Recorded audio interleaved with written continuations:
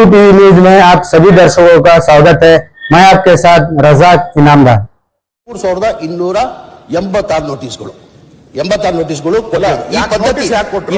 ಯಾರಿಗೆ notice ನೋಟಿಸ್ಗಳು BJP ಇದ್ದಾಗ ಕೊಟ್ಟಿರೋದು ಹೇಳ್ತಾ ಇದ್ದೀರಾ? ಬಿಜೆಪಿ ಸರ್ಕಾರ ಕೊಟ್ರಿ ನೀವು ಮಾಡಿದ ಕಾನೂನಿಂದ ನಾವು ಹೇಳ್ತೀನಿ ನಾವು ಕಾನೂನು ಮಾಡಿರಲಿಲ್ಲ ನೀವಿಲ್ಲ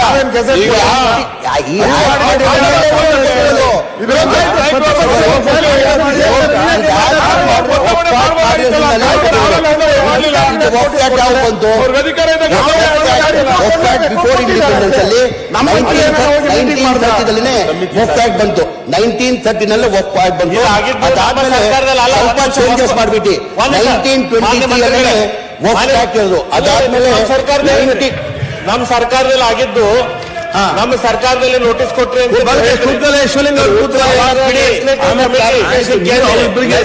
ಕಮಿಟಿಯಿಂದ ಆಗಿದ್ದು ಸರ್ಕಾರದಿಂದ ಆಗಿದ್ದಲ್ಲ. ಲೆಜಿಸ್ಲೇಟಿವ್ ಕಮಿಟಿಯಲ್ಲಿ ಕರೆದು ನಿಮ್ ಸರ್ಕಾರದಲ್ಲಿ ಮುಖ್ಯಮಂತ್ರಿಗಳ ಇನ್ಸ್ಟ್ರಕ್ಷನ್ ಮೇಲೆ ನಾ ಮಾಡ್ತಾ ಇದ್ದೇನೆ ಅಂತ ನೀವು ಜಮೀನು ಬದಲಾವಣೆ ಆಗ್ತಾ ಇದೆ ನಿಮ್ ಸರ್ಕಾರದಲ್ಲಿ. ನಮ್ಮ ಸರ್ಕಾರದಲ್ಲಿ ಹಂಗಾಗಿದ್ದಿಲ್ಲ. ಉತ್ತರ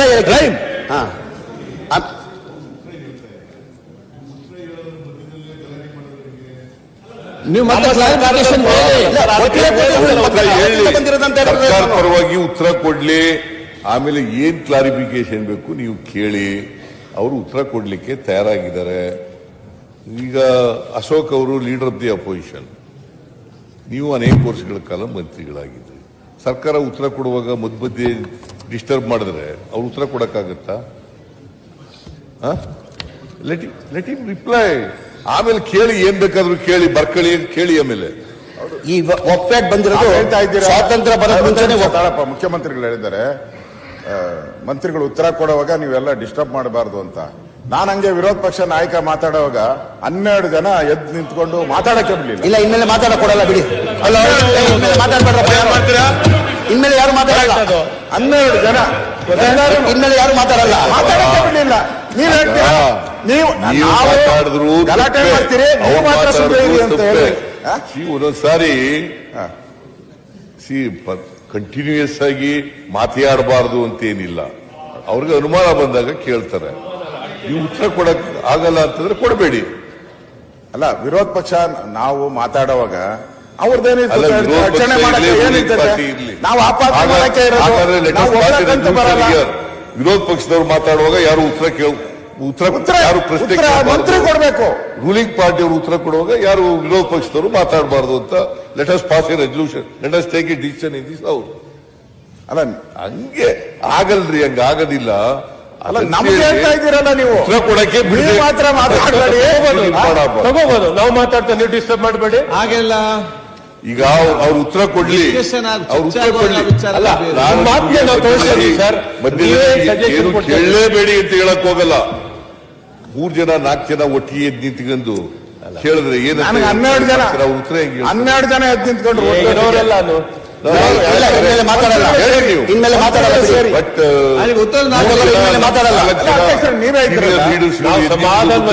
ರೆಕಾರ್ಡ್ ಮಾಡಿದ್ರೆ ನಿಮ್ ಫೋರ್ಸ್ ಅಲ್ಲಿ ಕೇಳೇ ಇಲ್ಲ ಸರ್.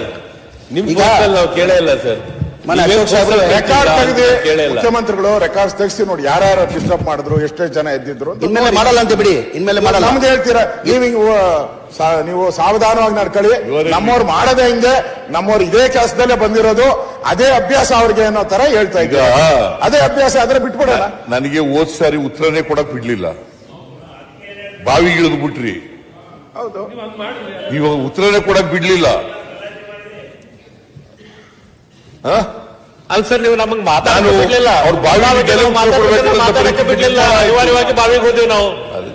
ಈಗ ನೋಡಿ, ಪ್ರಜಾಪ್ರಭುತ್ವ ವ್ಯವಸ್ಥೆಯಲ್ಲಿ ಸಂಸದೀಯ ಚೌಕಟ್ಟಿನಲ್ಲಿ ಕೆಲಸ ಮಾಡುವಾಗ ಅನುಮಾನಗಳಿದ್ದಾಗ ಕೇಳಬೇಕು. ಬಟ್ ಅದನ್ನೇ ಒಂದು ಕಂಪ್ಲೀಟ್ ಆಗಿ ಉತ್ತರ ಕೊಡಕ್ಕೆ ಬಿಡೋದಿಲ್ಲ ನಾವು ಅನ್ನೋ ತರ ಆಗ್ಬಾರ್ದು, ಪರಿಸ್ಥಿತಿ ನಿರ್ಮಾಣ ಆಗ್ಬಾರ್ದು. ಅಲ್ಲ ಸರ್, ಒಬ್ಬೊಬ್ರು ಎದ್ದು ನಿಂತ್ಕೊಂಡು ಮಾತಾಡ್ಲಿ.